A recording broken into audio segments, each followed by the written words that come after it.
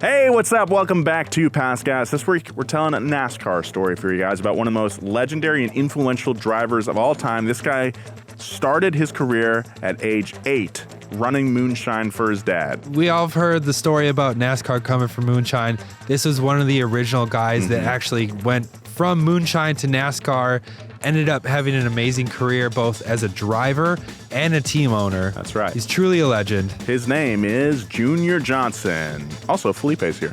Junior Johnson. Hey guys, I'm Phil. Let's get into it.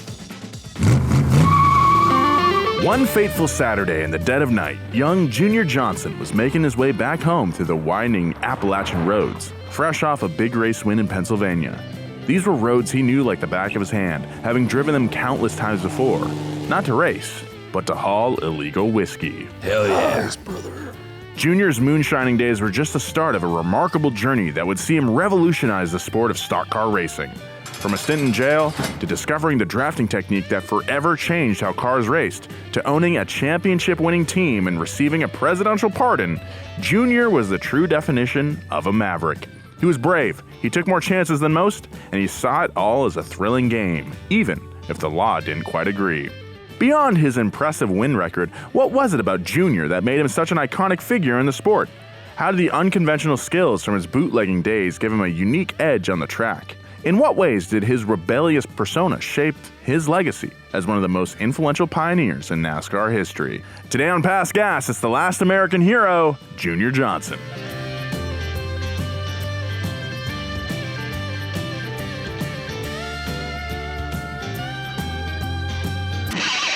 Past Gas Podcast. It's about cars, it's not about forts. Big thank you to Liquid IV for sponsoring today's episode. Turn your ordinary water into extraordinary hydration with Liquid IV. Get 20% off your first order of Liquid IV when you go to liquidiv.com and use code GAS at checkout. That's 20% off your first order when you shop Better Hydration today using code GAS at liquidiv.com.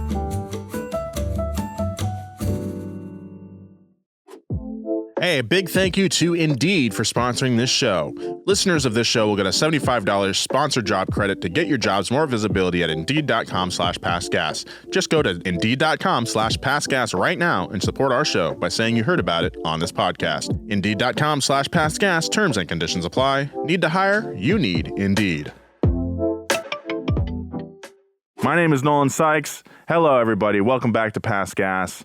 I'm Nolan, as I mentioned. Across from me today, one of my good friends, longtime co-worker here at Donut. Is this your first time on the pod? This is my first time on the pod. That's Felipe Armenta. Hello, everyone. I'm Felipe. I've been friends with Nolan for many years. Yes, dude. Of course, Joe Weber. What's up? What's up? I can't hear my juice. Turn up my juice. Just kidding. Don't do that, Gavin. That's just my new catchphrase. Yeah, so give you guys a little bit more background. Felipe and I started around the same time. I was an intern for my my last semester, my senior year.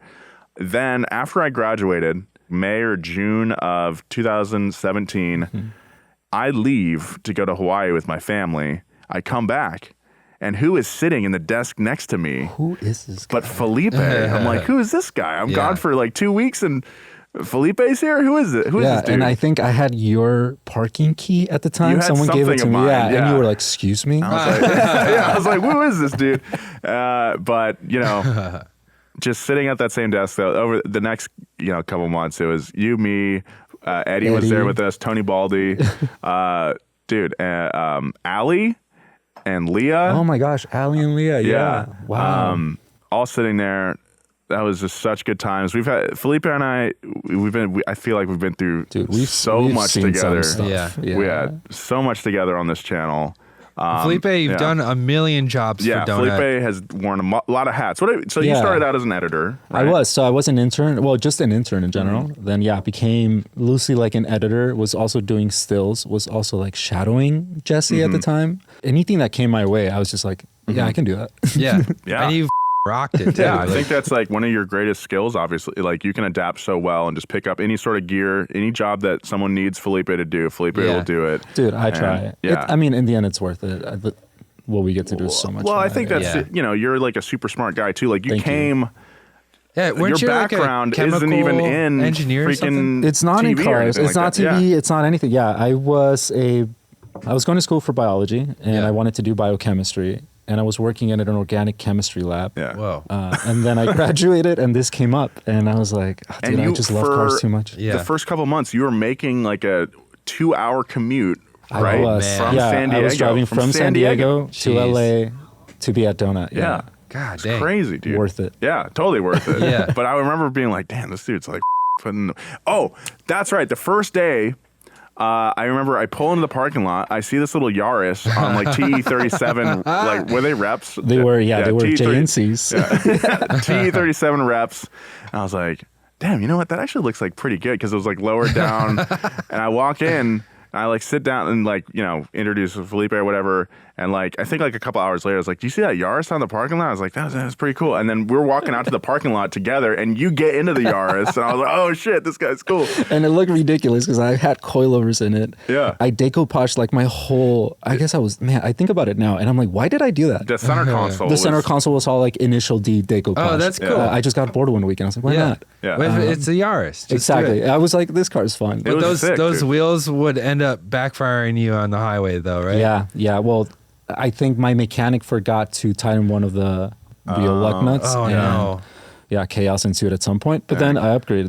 That was what motivated me. I was like, you know what? It's time to get like a sports car. Yeah. Yeah. Oh, that's right. That's yeah. when I got the Z. You, Yeah. out of everyone at Donut, I think have had like the best run of cars. Like you had a 370Z. Thank you. You drive an S2000 now. Yeah, right? I have the S2K and the Yeah, your Fit. and I have a motorcycle. Yeah. But that Hell one yeah. usually just stays in the garage. Sick, dude. Scuderia Yeah. Felipe. Scooter. So, I mean, it's just really cool having you on the show. Thank you. And yeah, Felipe has just played such a huge role, like doing the legwork, you know, setting up like sets or like working the camera or whatever, but also like creatively as well. I really consider Felipe to be like a tastemaker for the tastemaker channel. for Dude, sure. Thank you guys. Thank you. Prestado, dude. Yeah. Oh my Yeah, God. our Spanish. We were really trying. We were just throwing things at the wall back then. I'm Yeah. so like that didn't really work out because Prestado was a Spanish language. Review car? Yeah, car review You and show. Eddie would shoot stuff together. Yeah. You were on screen hosting. Hosting, right? writing, Yeah. and editing. Wow. It's Yeah. crazy. And you know, the intro you made for it with like all the graphics and it so was just cool. like such Thank a you, vibe. thank you. It's You so also cool. did the B2B like intro, Yeah, right? the new intro. Yeah.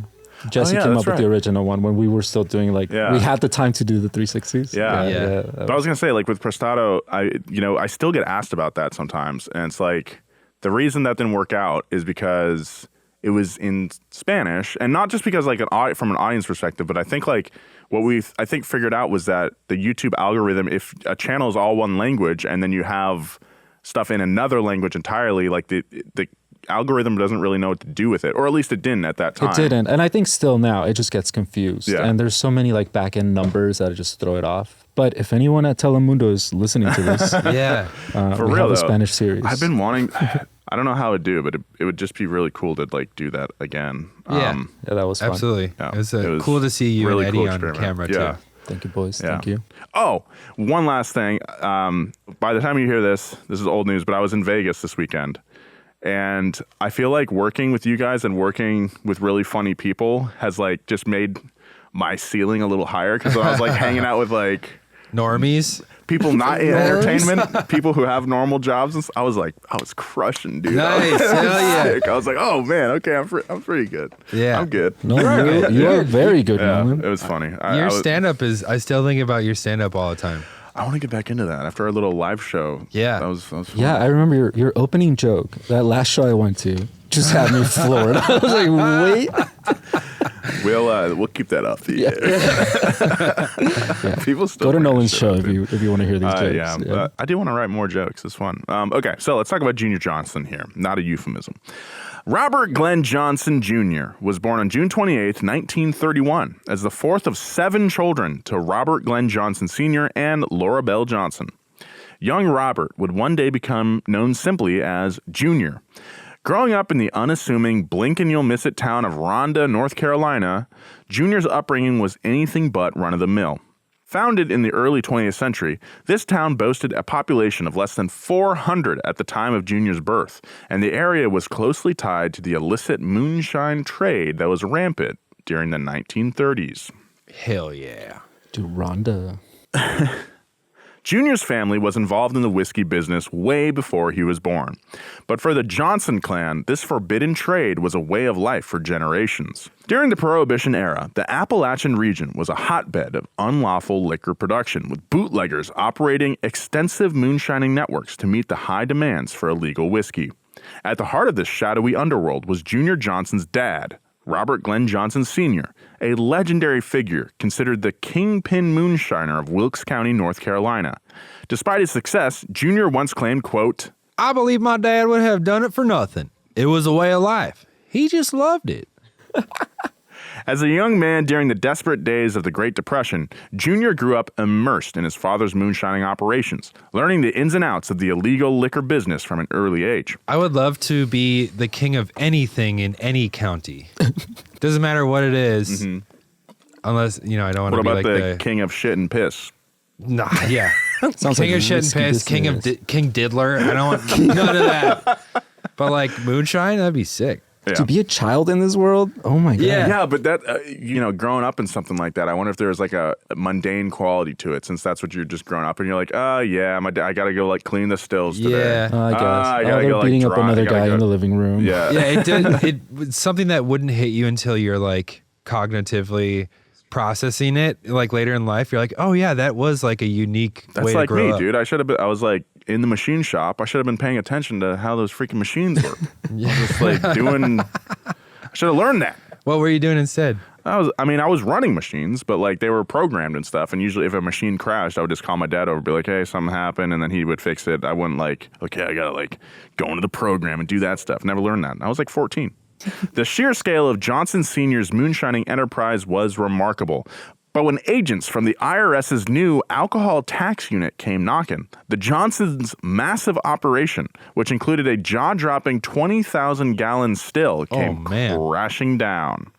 It was the largest bust of its kind in American history, with the ATU removing a staggering 7,100 gallons of illegal whiskey from the Johnson family home. Man, that's at least like $15 worth of moonshine.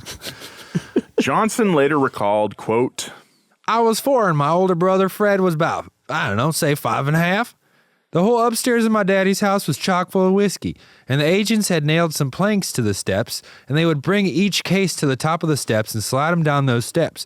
And me and my brother started jumping on them cases and riding down the steps to the bottom. And after a while, they got tired of us being in their way. But we was pretty raw kids, so we probably told them what we thought of them. Sounds like Phil. He'll tell you what he thinks. Let's see. Well, first, Nolan, I think you missed the risky business joke. Oh man, I'm sorry, I had to make it up. Damn. Okay, I gotta be on my toes now. Keep it in the back pocket. Keep it in the back pocket. Being raised in this kind of environment, it was only natural that young Junior would be drawn to the family business. As a child, he was already getting his hands dirty, knee-deep in the high-stakes world of bootlegging. At the tender age of 8, well before he had obtained a driver's license, Junior was behind the wheel, hitting the back roads of North Carolina. At 8? At 8. At what age did you guys get behind the wheel of a car? 13, I drove my parents' 85 Grand Marquis down our dead-end street. Dude, that's cool. Grand Marquis. I must have been like 6 or 7. I remember we were going to the dump in my dad's El Camino that he had. We're dropping some stuff off, and then on the way back, I was on his lap, steering the car as he drove. I think I almost veered off the road into a ditch. My dad was like, "Oh!" I had to correct, but I don't remember how old I was. I was pretty young though. Damn, that is super young though. 6 or 7? Yeah, probably not very responsible. You gotta live a little. I would do that. Yeah. How about you? Don't tell Chloe. I think it was at around 10 or so. My uncle had a Corolla, and he would just let me drive it around the neighborhood. It was hilarious, and it had a little. One of my cousins jumped on the hood once because he was trying to do cool stuff. That's and some cool I guess stuff. the hood was so thin that it touched some part of the block, and it burned a little hole through it, and it burned his butt. It was hilarious. It was the funniest thing I had. Oh man. Yeah, Corolla. That's what you get for doing hood rash hit, right? Doing cool stuff like jumping on the hood. So Junior said, quote, "I didn't need a driver's license anyway. They weren't going to catch me." Oh, nice. Although Junior's father spent nearly 20 of his 63 years behind bars, young Junior learned to adapt the Johnsons' criminal lifestyle into one of honest, hard-earned success. They had the art of the moonshine run down to a science, weaving through the twists and turns of mountain roads like a NASCAR driver at a racetrack. Hey, a big thank you to our sponsor this week, Shopify. Hey, we use Shopify here. When you first start podcasting or a YouTube channel and you're just doing it for fun, an online store might be the furthest thing from your mind. But you get to a point where you're selling apparel, and guess what? You gotta find a solution, and Shopify is oh so easy. Shopify is the global commerce platform that helps you sell at every stage of your business. From the launch your online shop stage to the first real-life store stage, all the way to the did we just hit 1 million order stage? Shopify is there to help you grow. And again, we stand behind this. We use Shopify, and we sell a lot of apparel. And you can sell more with less effort thanks to Shopify Magic. It's your AI-powered all-star. Sign up for a $1 per month trial period at shopify.com/gas. GAS, all lowercase. Go to shopify.com/gas now to grow your business no matter what stage you're in. Sell that apparel, baby. Shopify.com/gas. Big thank you to Liquid IV for sponsoring this episode. Summer is full of big plans and lofty adventures. I was just in Vegas. I could have used some of this stuff right here. With all the drinks out there, you want hydration that works. One stick of Liquid IV delivers superior hydration to water alone, with 3 times the electrolytes of the leading sports drink, plus 8 vitamins and nutrients. It's hydration for endurance, mental clarity, and overall well-being. It's getting hot in LA. I'm gonna be dry as a raisin soon. I'm gonna need this stuff to fuel my busy work days going to meetings. So thank you, Liquid IV, for sending that stuff over. So it's pretty easy. You just take your packet, mix it into a glass of water or a water bottle, and you're good to go. It's super easy, guys. Even I can do it. Turn your ordinary water into extraordinary hydration with Liquid IV. Get 20% off your first order of Liquid IV when you go to liquidiv.com and use code GAS at checkout. That's GAS. That's 20% off your first order when you shop Better Hydration today using promo code GAS, G-A-S, at liquidiv.com.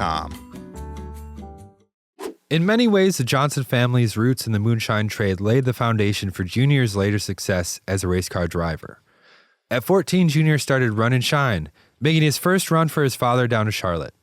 It became evident that he possessed a natural talent for driving because even as a young man, he had already developed his infamous bootleg U-turn. What?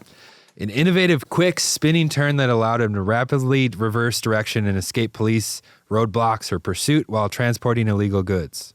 So basically Just a skid. Just a a skid. whip and a shitty, Yeah. as they say. Dude, this guy reminds me of Job. I don't know why. Oh, now I'm imagining Job. Yeah. Job Johnson. Job Jones. Junior Job.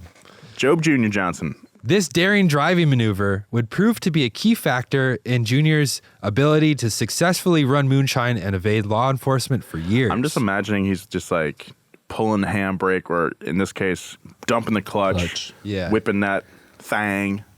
Yeah. Foot on I'm the getting gas. out And of then the cops are like, "What?" And they turn, and then they just go off and jump into a river. it. Yeah. Also, A he's lot of unfinished bridges over there. 14 at this time, right? Yeah. Yeah. That's the Man. time to do it. That's pretty What a sick. cool Before you 14-year-old. realize, like, you could die. Yeah. Yeah, that's true. Dude, 14. What was I playing? Halo 2? Yeah. During that time, the upgrades bootleg runners made to their cars helped them stay one step ahead of the law. Like many runners of that era who were building fast cars and combining that speed with precision driving, Junior's bootleg U-turn allowed him to taunt the cops and create slick diversions, completing his harrowing runs with the skill of a NASCAR driver. That dang car just did a dang bootleg U-turn. Yeah. Well, although NASCAR drivers didn't exist at this point, right? It's percolating. It's percolating. Percolating. By 17, Junior had already been hauling whiskey for years. Then in the summer of 1949, his brother told him he should take one of the family whiskey hauling cars down to the local speedway in North Wilkesboro. You know what I just realized? What? This kid is like the Takumi Fujiwara Yeah. of NASCAR. Don't spill the whiskey. Yeah, except his whiskey, his tofu's not illegal. His tofu is illegal. Yeah. It's spiked tofu. Oh, man. Coming next from Mike's. Hard tofu. Takumi's hard tofu. That's like something Juneshine would make. Yeah. A barefoot junior who was allegedly plowing a cornfield at the time quickly put on some shoes and headed down to the track to enter the race. His only comment after crossing the finish line second was, "Sure beats plowing the field." That's cute. That's sweet. That is cute. What a cool kid, man. These Wilkes County bootlegging car races were like the halftime show for NASCAR's Grand National races. In those days, NASCAR ran about 100 miles before taking a break during the race for about an hour, allowing spectators to witness these unofficial yet thrilling competitions between local moonshiners. Oh, interesting. Okay. Yeah. That's kind of fun. In his very first NASCAR race on the 4th of July, 1953, a 22-year-old junior conquered a field of 62 competitors to take the checkered flag, piloting a trusty 1937 Ford Coupe. That's crazy. That's terrifying. You're in this thing in a field of 62 competitors. Running a 20-year-old Ford Coupe. Yeah, that's sick. Yeah, In that's Darlington, so cool. too. Wow. This was a 200-mile modified division event at Darlington that technically wasn't part of the Grand National Series at the time. That same year, Junior ran his first and only official race, the Southern 500 at Darlington Raceway, earning him $110 in prize money, which was probably $9 million back then. Adjusted for inflation. During the race, Junior's car overturned and caught fire. He acted quickly to extinguish the flames, removing his shirt and using it to smother the carburetor like a farm boy would. Junior then left the track without his shirt. Dude, this guy's a rock star. Yeah. Junior captured his first career win in the NASCAR Grand National Series that season, taking the checkered flag at Hickory Motor Speedway, turning into the future. Speedway. That 1955 campaign would see him go on to capture a jaw-dropping 5 wins, competing in 36 races throughout the full schedule. Driving an Oldsmobile, he consistently found himself at the front of the pack, recording 12 top 5 finishes and 18 top 10s. Wow. By the end of the year, Junior had amassed over $13,800 in prize money, which is $149,000 today. Wow. For a Dude. 22-year-old, that's He was great. raking it in. Probably, I mean, he is, but honestly, the moonshining probably made more money than that. Yeah. I was going to say, how is he funding most of this? So I'm assuming it's just It's got to be the moonshine funding. moonshine. Yeah. Probably just made his money back. Was like, all right, cool. His success that season came against stiff competition, including NASCAR Hall of Famer Tim Flock, who was also named one of the 75 greatest drivers in series history. But Junior wasn't just a professional driver. On June 1st, 1956, Junior was arrested while working with his father and pleaded guilty to charges of possessing distillery equipment, mash, and whiskey in violation of the law, and also being too sick. That dude was twisted. Junior spent 11 months of a 2-year sentence in an Ohio prison for having an illegal still. As he said later, he was in the wrong place at the wrong time. That's your whole life. I know. I'm also surprised that he pleaded guilty. I feel like he would try to get out of it. I guess no other options. Yeah. I mean, maybe he's trying to be like more legit on paper kind of guy. Go full-time racer. When asked about the circumstances surrounding his arrest during a Sports Illustrated interview in 2013, Junior said, "I reached down to shovel the coke," which is solid carbon-rich fuel used in the still, "to throw it in the burner. And I heard something behind me. One of the officers had slipped up there and got on a box of beer, and he was fixing to jump right on my back. I just throwed that shovel of coke up in his face and took off running. I horribly disfigured the man." He didn't say that, by the way. "I got away from him, but they had 18 officers around the still. They'd been after me for so long. Some of these highway patrolmen were friends of mine. I'd see them at the service station. They'd say, 'I about caught you last night.'" 2 years later, ridiculous. I feel like I finally got into the North Carolina accent. I start with a Texas Southern accent and then work my way into the more like twangy North Carolina. I think you're just killing a little it. bit more nasally. 2 years later, legal troubles caught up with Junior once again. In the summer of 1958, while he was busy on the NASCAR circuit, federal agents were quietly building a new case against the then 27-year-old and his family for their illicit liquor operations. Then on a fateful September Sunday, Junior's worlds collided in the most tragic of ways. Uh-oh. Instead of competing on the track that rainy afternoon, he found himself behind the wheel of his souped-up Plymouth making rounds to collect old debts. Junior fell asleep behind the wheel. As his car plowed through an intersection, it slammed into another vehicle, killing a young woman named Viola Sanders. Oh, no. The devastating accident left him facing a manslaughter charge that would haunt him for years to come. In the aftermath of the tragic accident, the hammer dropped. Federal agents descended on the Johnson family homestead, indicting Junior, his mother, and several siblings on moonshining conspiracy charges. This was a massive case, one of the biggest ever seen in their rural North Carolina county. Fortunately for Junior, his racing career provided a crucial alibi. NASCAR officials testified that he had been competing on many of the very dates that agents claimed he was involved in bootlegging. So he's got a little shadiness backing him up. Hey. This information helped secure his acquittal, though his family members were not so lucky, with his mother facing a stiff $7,500 fine. But Junior's legal woes were far from over. Even after beating in the moonshine rap, he was forced to plead no contest to the lingering manslaughter charge from the fatal accident. Though he received only a $300 fine and probation, Junior's checkered past continued to cast a long shadow. Checkered past. I see what y'all sit there. It's literally so hard to not do like car or racing sayings in everyday life. Like it sounds like we always say wheelhouse, like, oh, that's my wheelhouse. And we'll be like, oh, you know what I mean. Junior's checkered past continued to cast a long shadow, a reminder that the fast life on the back roads was not without consequences. And as Junior said, moonshiners put more time, energy, thought, and love into their cars than any racer ever will. Lose on the track, you go home. Lose with a load of whiskey, you go to jail. We're driven by the search for better, but when it comes to hiring, the best way to search for a candidate isn't to search at all. Don't search, match with Indeed.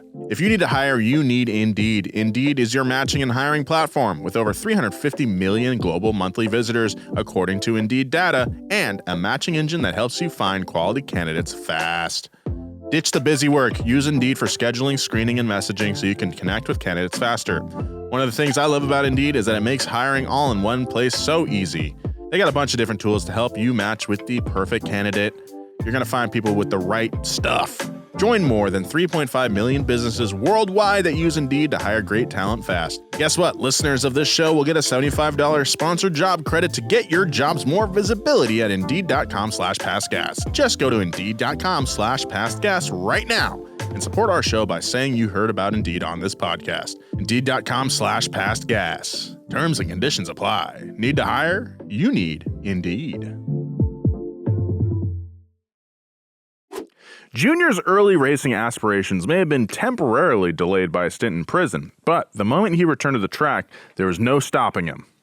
I was trying to get away from the moonshining business, and I had a good future in racing.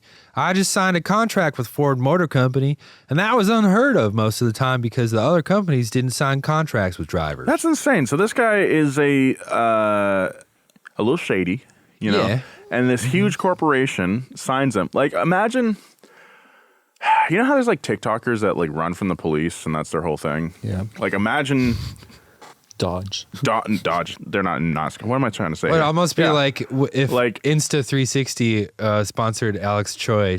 You know? It would almost be like that, yeah. No, I'm just saying, like, that's insane. This guy, he's so good that Ford can't afford not to sign him, despite his moonshining and everything like that. That's crazy. Yeah. So Ford's contract gave him the resources and platform to thrive as a driver.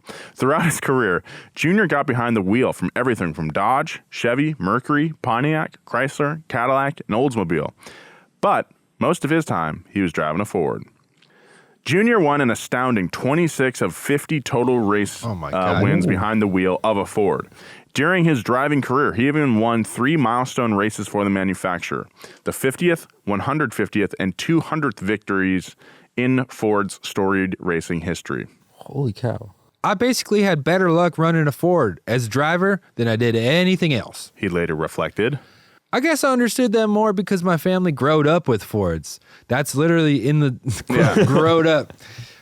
I used to haul moonshine with them and everything else. This success continued into Junior's final year of driving in 1965 when he had 19 top 10s and won 13 races. Junior once said, I didn't have to learn how to drive fast. I already knew how to do it. which captured his aggressive and intimidating driving style on the track. His competitors described him as, quote, driving the car unmercifully, and said he would, quote, break an anvil with the sheer force and intensity he applied behind the wheel. His driving style sounds like Max Verstappen, and the fact that he's won so much, like this is basically elbows out driving. It's real elbows out. Yes, sir. Well, can you imagine? You're used to, he basically was racing the cops. Like, this guy has no fear. Yeah. Put him on a track. Yeah, you're not cops. I don't fear you. Yeah, that's true.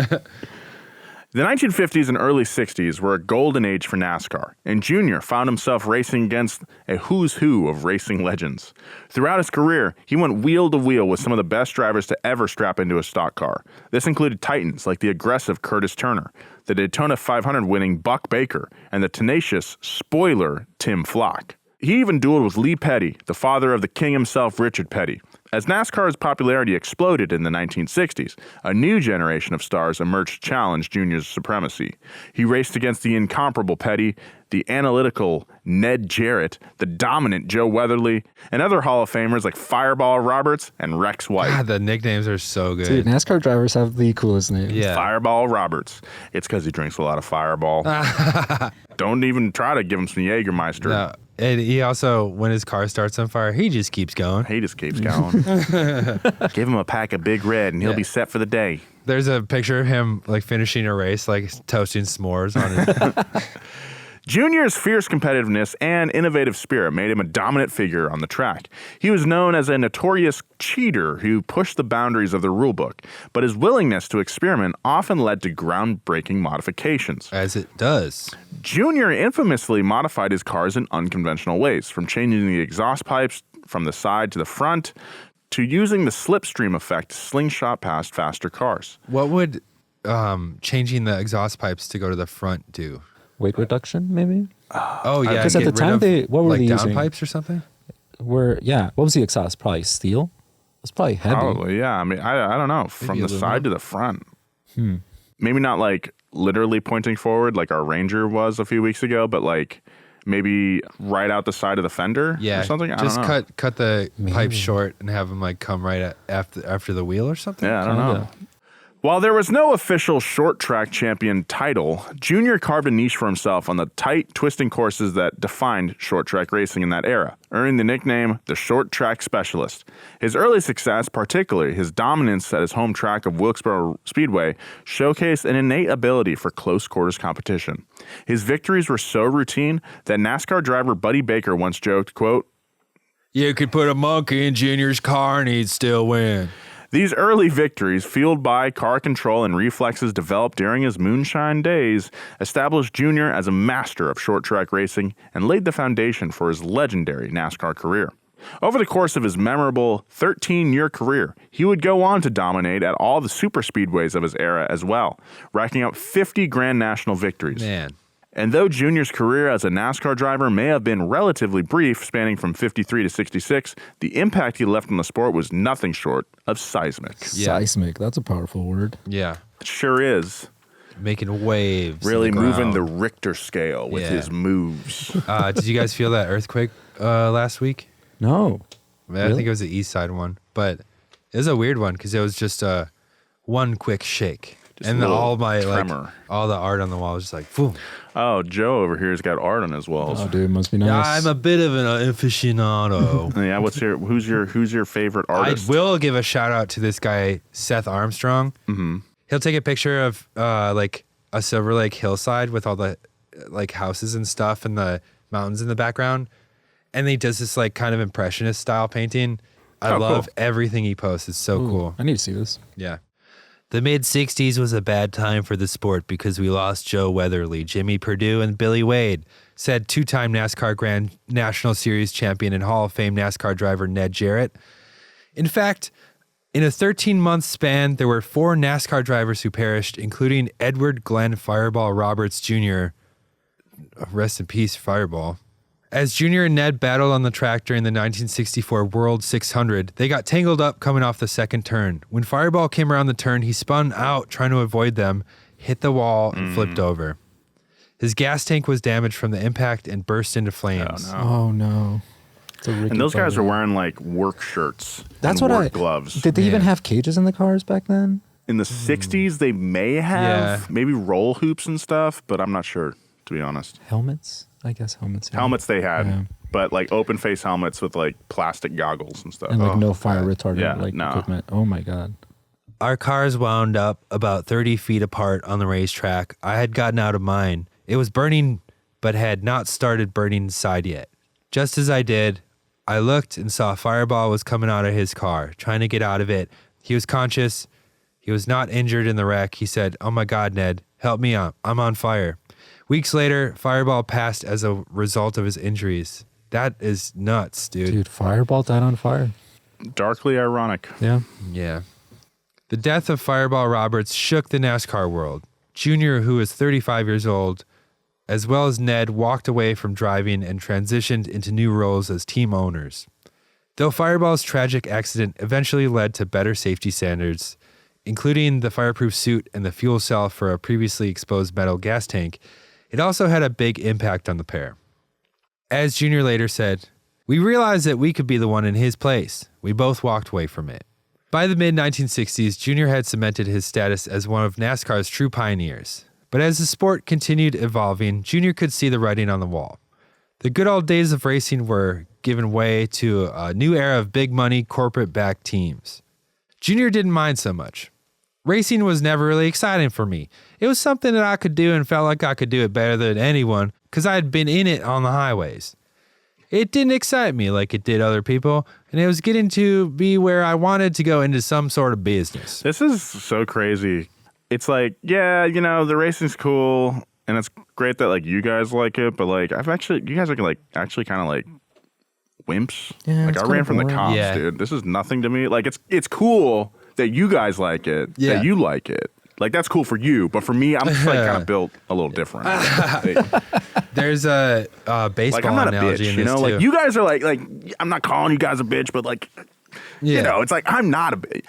I'm just saying I'm not one, you know. But that's cool for you guys. It's cool for you. You keep doing it, man. Keep doing it. Like, you guys clearly you're not like as good as it, me, but like yeah, you guys kind of suck. But like, it's a crazy thing to say. I read a story about there's like a big long piece about how Alex Rodriguez from baseball is like a big piece of Alex shit. from baseball, yeah.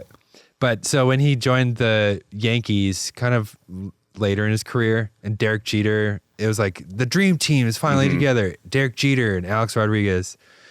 Derek Jeter's awesome and loves baseball, and he would like try to be friends with A-Rod. And so they went back to Derek Jeter's house, and Derek Jeter's like, "You want to watch baseball? You want to like let's talk about baseball?" And A-Rod was just like, "No, man, that's just like something I do for work." He like didn't care about like baseball one of the at best, all. like I know. Ever. It's almost like That's so infuriating. crazy. But It's almost I infuriating. love seeing like Jeter as like this like 10-year-old like, "Hey, you want to like want to talk about baseball?" The poster of J-Lo in the back. Yeah. So Junior pivoted, transitioning from the driver's seat to the owner's box without ever winning the driver's championship. And over the next 2 decades, his team, Junior Johnson and Associates, proceeded to absolutely dominate, racking up an astonishing 132 additional victories and an impressive 6 owners' championships in a 10-year span. 6 out of 10. Wow. That's nuts. While Junior may have shed his driving gloves, his relentless motivation and mechanical expertise ensured his legacy would continue to blaze on as one of NASCAR's most iconic and successful team owners. Cale Yarborough, Darrell Waltrip, AJ Foyt, Mario Andretti, and Billy Elliott were just some of the drivers that drove for Junior. What? That's an Insane. impressive roster. Holy I think it's crap. pronounced Oh my God. Bill Elliott. Really? No, I think Billie Eilish. Oh, Never mind. Billy Elliott. Billie Elliott. Good one. It all seemed to come together during the 1969 season with Leroy Yarborough behind the wheel. Leroy won 7 races, and the team became the first to win NASCAR's version of the Triple Crown, the Daytona 500, the World 600 at Charlotte Motor Speedway, which is now the Coke 600. Coke 600, yes, sir. and the Southern 500 at Darlington Raceway. However, it wasn't until Cale Yarborough, no relation to Leroy, joined the team that Junior won his first championship in 1976 after almost a quarter century in NASCAR. Wow. Is Yarborough like that ubiquitous of a last name that It's the first They time never I met a hear it. Yarborough. Yeah. The pair would go on to win 3 consecutive titles. Junior was the kind of driver I wanted to be, so it was easy for me to step in with the equipment that he gave me and just run it like he wanted. When Junior and Cale parted ways at the end of the 1980 season, in walked up-and-comer and future Hall of Famer Darrell Waltrip, nicknamed Jaws because he wasn't shy when it came to running his mouth. Nice. Dude, Jaws is a sick name. that is too. a sick name. Coolest You're running nickname. your jaws. You keep running that jaw. Oh, yeah. See what keep running your jaw. See what happens. You catch his hands if you keep running your jaw. Although Cale and Waltrip were rivals, Cale gave him the heads up that he was leaving, making way for Waltrip to secure a seat. That's nice. Like Cale, Waltrip won a championship in his first year driving for Junior. Like, what was this guy feeding his drivers? Dude? It's just win. Corn win. mash. Wheaties Corn and mash amphetamines. and whiskey. huh? It was the first of 3 titles for the pair. The following year, Junior became the first owner honored at the NASCAR Awards banquet. Junior was known for getting right in the thick of things with his drivers, whether he was changing tires, fueling up the cars during races, or even jumping in to put an engine fire out. He rarely sat back and let others do all the work. His deep understanding of race cars combined with his hands-on approach gave his team a major advantage over the competition. In Waltrip's words, Junior was an innovator. He would take the rule book and find out all the things that if he said he couldn't do it, then he'd figure out how to do the things all he said he couldn't do. It was this savvy outside of the box thinking that allowed him to gain a competitive edge as an owner. With his technical knowledge, proactive management style, and ability to push the boundaries, Junior was a different breed of team boss, one who could outthink, out-strategize, and out-hustle the competition at every turn. Speaking of Derek Jeter, real quick, just back to that, I found a canister of Derek Jeter sealed Skippy peanut butter, the promotional jar. This is for $30. Still has the stickers on it. How old is it? Still, From what year? This is from 2001. They ran this Yeesh. promotion, and you can actually, if you win, you can win the chance to be a big leaguer for a day. How much is it? man. We should buy it. This is $30. What does that mean? You meet Derek, you see him play in New York, and win a big leaguer's salary for a day. The grand prize is worth over $20,000, according to this promotional sticker. So I Dang. wonder if this might be the winning jar right here. I think we should get it. Yeah. And if we win, then Is we there have an to. expiration date on the promotion? I don't know. I would hope not. But there is actually a lot of these Skippy peanut butters for sale on eBay right now. Junior's teams weren't just fast. They were at the forefront of safety as well, which makes sense after seeing when your friends die. Yeah. Combining his mechanical know-how and focus on innovation, Junior led his crew to develop cutting-edge features that would become industry standards. In addition to pioneering the use of fuel cells, replacing dangerous metal canisters prone to rupture, they improved braking technology for better stopping power as well. Not fuel cells, but they did that to their car. These safety advancements in cars fueled Junior's passion for making the entire sport safer, leading him to become a vocal influence on mandatory regulations. Beyond his own team's technical ability, Junior's influence extended across NASCAR as he advocated tirelessly for enhanced safety features from mandatory roll cages to fire-resistant driver suits. While these life-saving innovations existed prior, his real-world demonstrations of their effectiveness and persistent lobbying played a crucial role in making them standard equipment. Junior's safety-focused approach transformed the sport, significantly reducing driver injuries and fatalities over time. Junior's legacy exceeds far beyond his success at the track. His commitment to innovation and driver protection left a lasting mark on the evolution of motorsport safety. It's good that he did all the safety stuff because they had just signed exploding Tom Hutchinson to the team. Oh, And combusting. And big exploder, Tom The Hutchinson. Decapitator. Oh, yeah, Decapitator Dan Declan. Yeah, he was a big-time guy. There was... The combusting. There is heart attack. Jerry there Jack. was eviscerated Ed Sullivan. Like, that was pretty crazy. You guys remember Yeah, no the- relation to Ed Sullivan, No. the TV host. No relation. Pretty weird. And then, of course, Prolapse Paul. Yeah, straight up crap his pants, Paul. Yeah, Prolapser Paul Tibbet. Paul Tibbet, that's a name. That's a real person. Why did I choose that? We need to start writing these down. It's hard to come up with fake names because you just end up saying like, Paul Tibbet is an Josh American Hutcherson. Oh, Paul Tibbet did SpongeBob. Oh, nice. That's why I recognize that. Yeah. All right. We briefly mentioned Paul Wolf's 1965 Esquire article, Last American Hero, but it was a major part of Junior's legacy. In it, Wolf paints a vivid portrait of Junior as a man who straddled the line between moonshine renegade and pioneering NASCAR driver. The article was so well received that eventually Hollywood turned it into a movie with Jeff Bridges starring as a highly fictionalized version of Junior and Gary Busey portraying his brother. The Last American Hero label elevated Junior into a larger-than-life figure who embodied the rugged individualism and pioneering spirit of the American South, a portrayal that would influence subsequent depictions of him in popular culture. Wolf's essay tapped into the public's fascination with Junior's extraordinary journey, bridging his clandestine moonshining activities with his remarkable success as a NASCAR driver and owner. This captivating depiction elevated Junior into a cultural icon who embodied the essence of the region that had forged his unorthodox path to greatness. Junior's legend grew even larger when President Ronald Reagan pardoned Junior's 1956 moonshine conviction in 1986. What? As former NASCAR President Mike Helton observed, quote, Junior wasn't embarrassed by it. I think what he really wanted is to recover the rights that he would have from the pardon. He wanted to feel whole again. He just wants to vote. He wants to vote. What if he just like wants to own immediately some voted guns. for whoever's running against Reagan? Against Reagan. Junior Johnson, one of the godfathers of NASCAR, left an unforgettable mark on the sport he loved. From running moonshine on the back roads of Wilkes County to becoming the last American hero, whether it was building, driving, or owning race cars, he was an unstoppable force. Despite the efforts of those who tried to keep him from reaching the top of his profession due to his record, Junior's journey transcended checkered flags. Once a roadblock to entering NASCAR due to a felony conviction, his moonshine past became a badge of honor, a testament to his relentless spirit. He was a master marketer, securing sponsorships from major brands like Pepsi, Budweiser, and Holly Farms. However, his most significant partnership was with R.J. Reynolds Tobacco Company.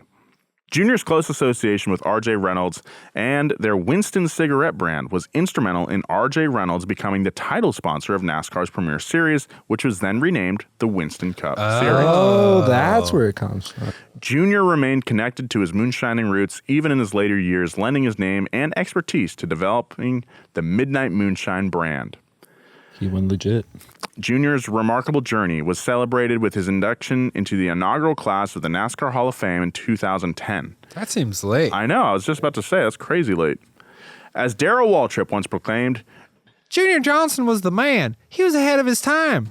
in Junior's own words, I was brave in life. I took more chances. I thought this was fun. The lawman did not. The lawman. sadly, Junior Johnson passed away on December 20th, 2019 at the age of 88 after a battle with Alzheimer's disease. Rest in peace. Yeah.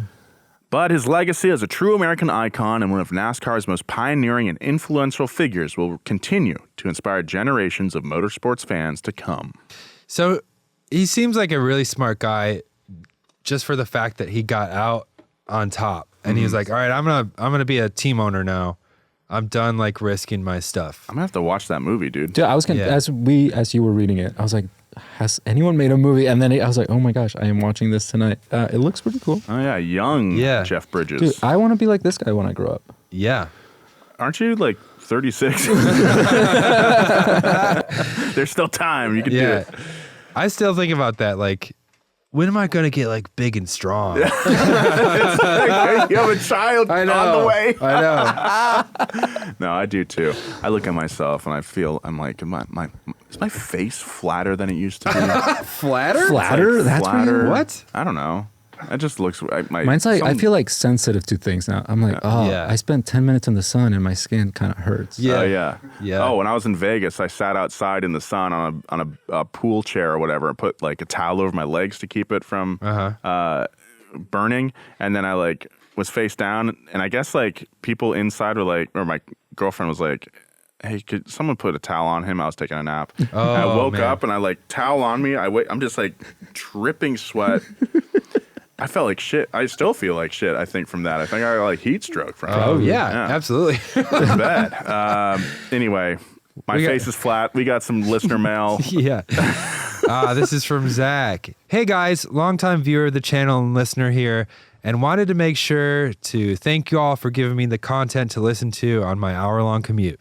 Your content kicks ass, and I always look forward to Monday and Wednesday morning for a new podcast episodes. Hell yeah. I also wanted to thank you for giving my good friend Garrett Reed a shout out on the Big 3 podcast. Oh, this hell morning. yeah. Yeah. So this was a recent email. Yeah. Garrett actually, he came by the office on Thursday or Friday, hung out. We showed him around. Yeah. Cool guy. Yeah. I have a 96 Civic Del Sol with a blown motor, and I'm saving to swap a new engine into, leaning heavily on a B18 like Nice. Nolan. Yeah. And your videos have given me the motivation not to give up on it. Hell yeah. Do dude. it. Keep it Do juiced and keep the content coming, Zach. Hell yeah. P.S. I'd like to formally challenge each of you to a race on Gran Turismo 7. My personal favorite track is Spa-Francorchamps. Uncle And I'd Sean. love to hear back if you guys accept. I think I don't have a PlayStation. Nolan, do. you could race him. Yeah. You can go, Felipe let's is go. on it. Felipe's definitely on it. Yeah. Dude, definitely. I mean, I want to throw it back to this. I've been looking for a Del Sol for Yeah. probably like 6 months now. Yeah. Dude, please put a B18 in it. I I thought you were going to be like, please, just I'll- give up on it and put it on Craigslist right now. All right. No. Thank you so much for your email, Zach. You can hit us up at passgas@donutmedia.com. Maybe we'll read your email on the air. Also, check out Big 3 like Zach plugged for us. Yeah. Love doing Big 3. Felipe, dude, we have been through so much together. I was trying to think of like some of the bigger and more difficult shoots that we've gone Yes, through. I remember New Mexico, 4 a.m. Oh my God, High dude. car, low car Yeah, the broke first- down. No, low car was fine actually. It was high car High that car kept broke breaking down down. Oh, on man. the side of the road. We were in Flagstaff. We were like still 4 hours We're from. trying to figure out yeah. like the car with the tools was is like 4 in the miles morning. away. Yeah. No communication. That Wow. sucked. I was also thinking about our drive from Chicago to North Carolina Oh my to God. Greenville for the Do you Mr. remember Beast that? jet car I shoot. kinda forgot You were about with us that. on that. Yes. Yeah, you, Slept me, in the truck. Justin, was it- and Mario. and That's right. Mario. Yeah. Mario in the car. Like that was. I think that was like one of the worst ones, to be honest. That was grueling, no. and you missed the first half of it because we drove from LA to Chicago. Oh, that's what insane. Mario went on. He Yeah. didn't go with us from Oh Chicago. no, he flew back. Yeah, true. And You then drove we had that. the catfish? It wasn't a catfish, Yeah, right? it was an F body. It was an a F-body. Trans Am. Firebird? Firebird. Yeah. Yeah, Firebird. Yeah, Firebird, and yeah, we just. Oh man, that was a trip. Yeah. There And was then some we had to sketchy haul moments it on that trip. a trailer from Chicago to North Carolina. Greenville, and it was like a 20-hour journey for us. It was like in the rain. It was terrible. We went was to crazy. Indiana. If you want to see the end result, watch the We Built a Rocket Car for Mr. Beast It's a video. great It's video. really It was good. just Great like video. grueling Totally as hell. worth it.